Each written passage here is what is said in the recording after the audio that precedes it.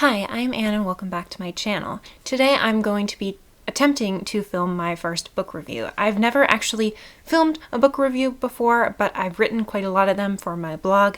The book I will be talking about today is The Hen Who Dreamed She Could Fly by Sun-mi Hwang. I'm pretty sure that's how to pronounce her name, but me and Korean do not have the best of relationships. It was published back in 2000. I'm not sure when it was translated to English, but obviously I'm reading the English version because there is no way I'm going to try to decipher Hangul. I'm really intrigued by the idea of telling very meaningful stories, but through the eyes of animals. One of my favorite books of all times is Animal Farm by George Orwell, which kind of takes a look at what was going on in the Soviet Union during the early 20th century, but telling it through the perspective of a bunch of farmyard animals. So it is a very intriguing book. If you haven't read Animal Farm, I highly recommend it. I had to read it for high school, so I think most students probably have to read it, and if they don't, they probably should. But another book that does something similar is Watership Down, which I had mixed feelings about, but the whole point is it's a very intriguing premise to me, trying to tell meaningful stories but through the eyes of animals, but making them much more human. There's also an animated Korean movie that is called Leafy, the Hen into the Wild. It came out in 2011. It is on YouTube, but it is only in Korean, so there's no English subtitles. I did find a few clips of it because I was curious if it was similar to the book or not. This is also an incredibly short book. It is only 134 pages, so I read it in just a few hours. I will be doing mostly a spoiler review for this book. However, I will be doing a short part in the beginning of the video just talking about the general plot and thoughts I had about the book. So the book follows Sprout, a hen that dreams of becoming a mother. She ends up finding an egg and nesting on it, and when the egg cracks, it's a duck, and then the story follows the relationship between this baby duck and this hen who is kind of its mother. It's a very simplistic premise. It handled so many more subtle themes just perfectly that I felt it would be fitting to talk about. Also, as I was editing my previous video, my challenge where I read 7 Beauty and the Beast retellings and then I talked a bit about them in a very long video. That video ended up almost being 40 minutes. I noticed that I was talking quite fast and not really enunciating my words perfectly. So in this review, I'm going to attempt to talk slower and more pronounced. So for the non-spoiler section, I'm going to just for a couple minutes talk about what I really liked about the book. And then I'm going to get into spoilers in a minute, and we're going to break things down into more detail. So this is a very sweet, short book. It's bittersweet. It's definitely darker, even though you read the info and you kind of think it sounds a little bit like a children's book. You know, a hen hatches a duck's egg and raises the duck. It's not exactly the most complex plot. However, there are a lot of darker tones to this that I wouldn't necessarily let a very young child read this book. For example, there is a weasel, and I feel like I can say this in the non-spoiler section because it is introduced just a few pages in.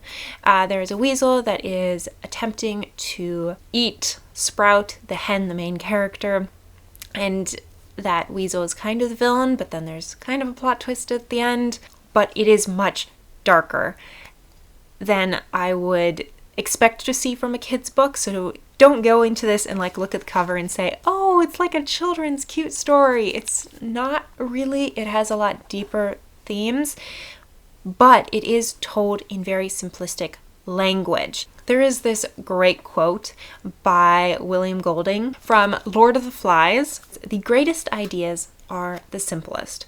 And I think that kind of encompasses what this book is about.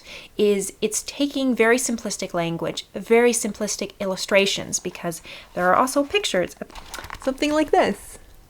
a very simplistic story, not using really complex languages or complex ideas, and yet to tell a very meaningful story. And I love that idea, as I'm kind of obsessed with the idea of simplicity. There is a quote that is usually attributed to Albert Einstein, but I'm pretty sure he never said it, or there's no evidence that he actually said it. And I'm paraphrasing because I don't remember the exact words, but it's something like, if you can't explain something to a 6-year-old, then you don't know it yourself. So the whole point is, if you can't break something complex down into its simplest pieces, then you yourself don't fully understand it. And that is, I kind of think, the main idea of this book. It's breaking very complex themes, motherhood and freedom and loss and fear, into kind of simple parts that all of us can understand and kind of relate to. Like, I am not a mother, and yet this book really made me feel the idea of motherly love and doing anything to protect your children. While I didn't really care if the illustrations were in the book or not, I think the book would have been just as good if these illustrations weren't in there. I did quite think they were cute, and so I didn't mind them. The characters are very interesting because a lot of them fit into simplistic caricatures. They are not really highly developed outside of Sprout. Sprout is the only one I would say I felt kind of exemplified a complex character, but for the other characters, they are all pretty simplistic, and yet they encompass kind of the ideas that this author is trying to present. Usually I'm critical of writers that don't make complex characters, but for this particular book, I didn't mind it, and it fit because of the simplicity theme that kind of overarches this entire story. So that is the non-spoiler review. Now I'm going to get into some spoilers, and I'm going to spoil the entire rest of the book. So if you are sensitive to spoilers, just read the book and then come back to this video and watch the rest. So the book starts with Sprout, who is this hen that has been laying eggs in this coop, I guess you would call it. And she is incredibly unhappy. Her eggs are very weak. She's not really eating because all she wants to do is lay an egg and have a chick. That is her whole overarching dream that's kind of talked about in this entire book. But because she's so unhappy in this coop, she continues getting sicker and sicker until the farmer and his wife decide that she's going to die, and with a bunch of other chickens, they throw her into the thing called the Hole of Death, which is pretty much where all the chickens are kind of thrown that are sickly, they won't survive, and they die there. But she ends up getting up. She hears a voice calling, "No, you've got to run. Something is after you." And then she looks up, she sees a duck, and he's saying, "The weasel is coming for you." The weasel is the main antagonist of this entire book, but there's an interesting twist to the weasel at the end of the book, which I'll get to. And so she escapes the weasel, climbs out of the Hole of Death, and gets back to the farm. Now, the duck who called out to her, who kind of saved her life, is called Straggler. And he is this wild duck that for some reason hurt his wing, and now he can't fly south and north with a flock of ducks. So now he is stuck in the barn, and the other barnyard ducks have kind of let him be part of them, but unwillingly. So the other barnyard animals do not want Sprout back in, and she does not want to go back into the coop. And she's also very sickly. She's lost a lot of feathers. So after spending the night in the barn, she is kind of thrown out and has to make her way on her own. So she survives for a while, and then Sprout sees Straggler making friends with this white duck. And of course, it's a romance made in heaven, but is it? Not for long. One night she hears a horrible scream in the night. She ends up finding a small nest in the middle of the reeds, I believe, and it has one single egg on it. However, the white duck is nowhere to be seen, and Straggler is kind of panicking. He comes back very mournful. Plot twist, the weasel got the white duck and killed it, and that egg was Straggler and the white duck's egg. So it starts off very tragic in the beginning, but Sprout is absolutely thrilled because she's realized that she cannot lay eggs that will turn into chicks.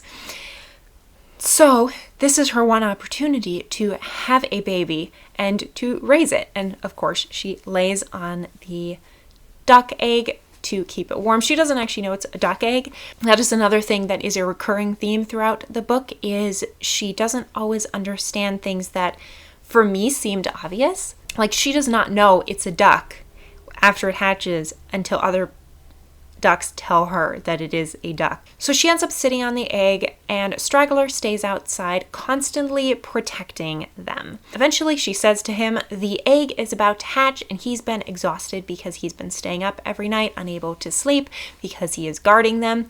And he says, okay, well, once it hatches, take it away from this place, take it to the reservoir, and there it will be safe. So she promises to do so, and that night Straggler falls asleep. The weasel comes and kills him and takes his body away. That does mean that the weasel won't be hungry for a while, which gives Sprout and her baby a chance to escape. So the egg hatches, and Sprout names her little duckling, literally baby. She gives it the name Green Top eventually because it is a mallard duck and the top of its head is green. And the moment that the barnyard animals realize that there's this new duckling, all the ducks are like, well, we want this baby. But the baby is like, I don't know you people. And it looks at Sprout as its mother. So instead of going back to the barn, Sprout and baby decide to live near the reservoir, and then they go in the reeds next to the warblers, and they decide to keep moving and keep changing places to sleep because it isn't safe with the weasel out after them. Now baby, Green Top, I'm going to call the baby now Green Top. Green Top decides after he starts to get older that he doesn't want to be alone with his mother anymore. He wants to be part of the barnyard, but the barnyard ducks really treat him badly and he's very unhappy. He returns home after kind of a close call with the weasel. And there's another close call where the weasel attempts to attack Green Top, and Sprout defends him and ends up plucking out one of the eyes of the weasels. And in that moment, Green Top discovers he can fly because he's a duck and his wings haven't been clipped like the ducks that live in the barn. So now he is much freer and he can fly around to get away from the weasel. And this is when winter sets in.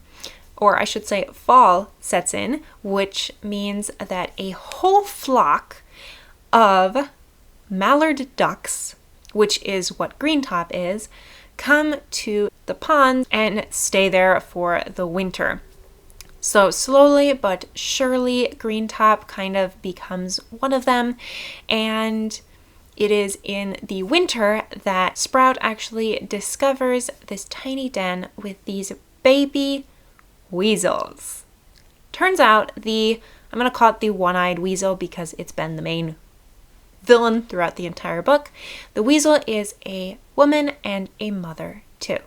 So this is the big twist. In the moment that Sprout realizes she has to let Green Top go in the spring when all the mallards fly away, she also realizes that this enemy that she'd been looking at as purely evil was actually just trying to survive and to feed her babies. This was when I started sobbing in the book, but yes, I was crying a lot at the end. So when spring comes, Sprout is feeling incredibly old and tired, and Green Top bids her farewell and goes to fly with the other mallards.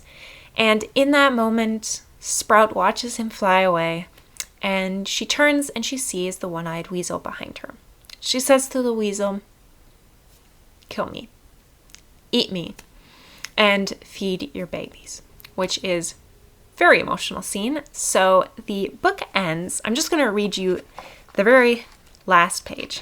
The weasel gets Sprout, and then Sprout opened her eyes. The sky was a blinding blue.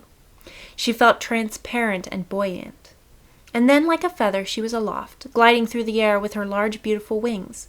Sprout looked down at everything below, the reservoir and the fields in a snowstorm, and the weasel limping away, a scrawny hen dangling from her jaws. So it's a beautiful ending, but it's incredibly sad as well. But it was interesting seeing at the end how the villain of the book was kind of changed into, this is just another thing struggling to survive in this horrible, scary world. And that Sprout saw that by her death, she could help another mother like herself. That was a very, very serious book. One of the main themes is the idea of motherhood and how much a mother is willing to sacrifice to protect her children. And obviously this is told from the perspective of animals, so it's slightly different. I'm pretty sure that none of us human mothers would have to save their child from a weasel coming to eat them. However, it's a dangerous world for us humans, and mothers have to be vigilant and protective of their children. But there's also this idea, because obviously Sprout was not the true mother of Greentop, and yet there is this idea that family are not necessarily the people you were born to. It is the family that you make yourself. Sprout didn't simply birth Greentop. She cared for him his entire life until he was old enough and strong enough to live on his own. In that sense, there is this theme of loyalty and sacrifice for those that you love, which I think is something that's often lost in modern culture, where people are so fixated on what will benefit me. We don't necessarily think of, how is my child feeling? How is my parent feeling? How can I help make them happier and better in life? And so to me, I thought that was a very powerful message in this book, given in very simplistic terms. And the last theme, obviously, is don't give up on your dreams necessarily, because they come to you in unlikely ways. And obviously, Sprout never became a mother, and yet she did become a mother. So she couldn't actually have an egg and fertilize it and incubate it and keep it warm until it hatched. But she did that. It wasn't her own egg, but she did have a baby and she raised it. And then, of course, near the end, she realizes all she ever wanted to do was fly. And throughout the book, all these animals are telling you, you're a chicken. You're too fat to fly. Of course, that's not why she can't fly, but that is what a lot of the other barnyard animals tell her. And yet she always has that dream to fly, especially as she watches Greentop soar above her in the heavens, and she can't. And so it's a beautiful message in the end, the page I just read you, that she was able to fly after her death. And it's truly beautiful, but it's a very sad story as well. I was hoping this review would not be as rambly as my last one, where I reviewed a bunch of Beauty and the Beast retellings, but I feel like it was just a little bit, so sorry about that. Have you read this book, or does it sound like something you want to read? Also, what are some of very simplistic tales that you find are truly meaningful for you, and not necessarily books that were just written for adults, but those that were in your childhood that imparted very important lessons to you? Let me know your thoughts down in the comments. Subscribe and click the bell notification to be notified when I post my next video. I post every Saturday at 6 p.m. And thank you so much for watching. If you made it this far, I will see you in the next video. Have a great week. Bye.